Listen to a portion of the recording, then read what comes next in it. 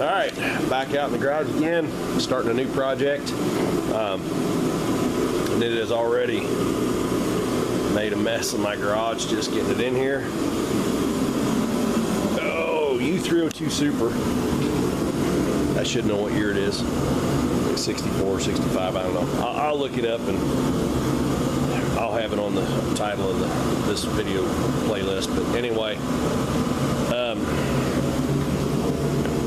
I don't know if that, let's see. Alright, that's still too tight. So, right there is the end of the axle. Right over there, about the edge of that red, that's the edge of the door. Then we come over here on this side, we look down here. I don't know how much room I had coming in, but it wasn't much. I want to clean up all this mess here. So I got a little room to finagle.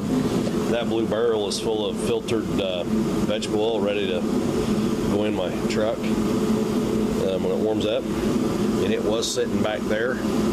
It sticks out just ever so wider than the door frame, and it stuck out too far to actually be able to stay there. I had a big snap ring on the end of the axle and tore a hole right inside that barrel, and I did not need another big oil spill. So my plan is we'll see how tight the plug is on that. If it's tight enough where I think it's going to be like not spill tight, I'll probably just lay it down and roll it under the tractor to get it out of the way. But I'm going to try to do that Austin Powers parallel parking thing and try to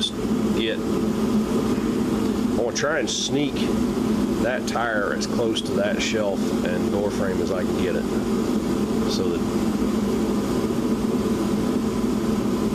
that shelf's probably going to be in the way. I'm not going to gain near as much space as I'd hoped.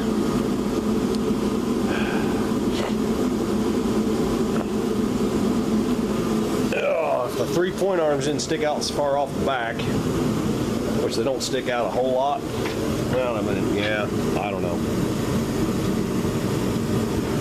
You know what? I can take them extension doohickeys off.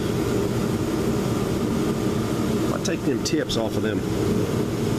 Take those cotter pins and pins out of that. I can take those pieces off, and that'll get me back almost even with the tires. That'll let me back the tires all the way up to the door, and that might just be enough to get that axle tucked in behind that shelf. So I'm going to clean this mess up so I can pull the tractor as far forward as I can, so I can get back there and get those off. It was interesting getting in here. The muffler and even the air cleaner stick up too tall, so I had to pop half the hood off, get in there, take the air cleaner pipe off, which, and you see the bubble gum around that pipe. That's been whacked and bent and welded back on, and it comes up out of the angle to screwy, or out the hood at a screwy angle.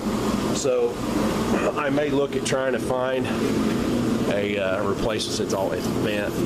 I may try and find a replacement air cleaner to get that fixed. And then I had to get a little medieval on the muffler to get it off. It's all bent up there from beating on a hammer, and all chewed up there from the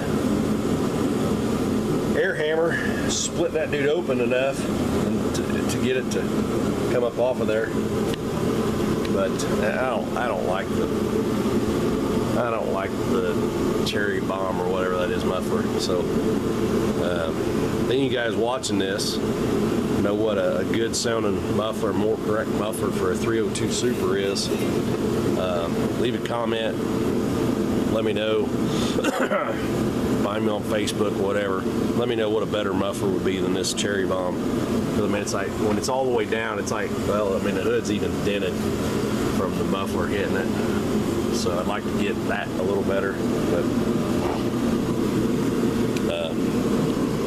that's wet from oil there. It's wet there and there and there. That's all fairly fresh oil. I don't think we're leaking up here. It's more like coming down in here, and definitely probably base gaskets. I don't know. I've not torn into one of these. Alternator looks nice. I don't know if we had that rebuilt or not, but so yeah, we'll have two. Well, of course, all the sheet metals. This panel's got to come off. The other half of the hood's got to come off.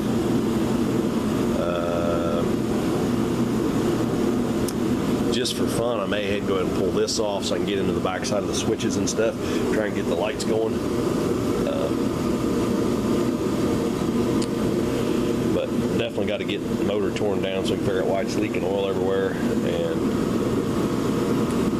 see what size it is. We were told that it had been souped up with the last rebuild. We don't know what that means. We don't know how old that last rebuild is. So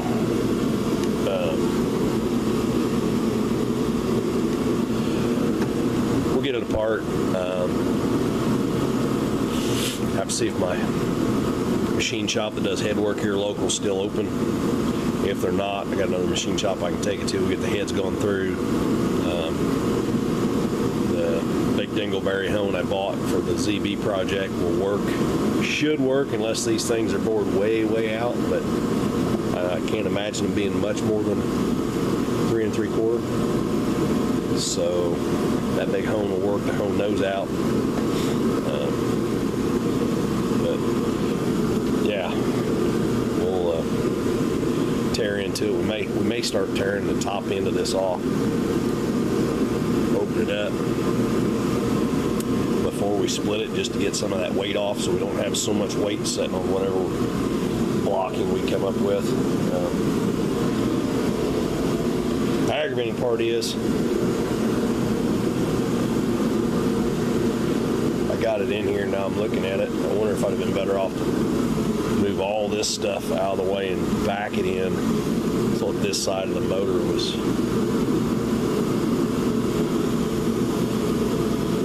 that's too much stuff. Well, it all roll. I don't know.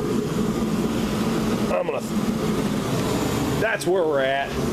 We'll see what happens. Maybe once I get it placed, take the front end off, get it rolled out of the way just to get it gone, then I don't have to keep stepping around. I don't know. It's going to get old stepping over that front tire every time I try to get to that side of the engine. But if I turn it around, that puts... If I turn it around, that puts the back tires up in here somewhere, and that's right where Mama's door opens. Unless I could get it back clear up into here, but then it's going to stick out because those shelves are as wide as that one back there. I don't know. I got it in here. I'm gonna move some stuff around.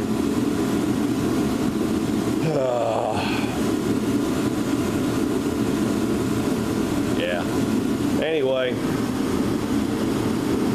1960 something Minneapolis Moline U-302 special gas. I'll be back.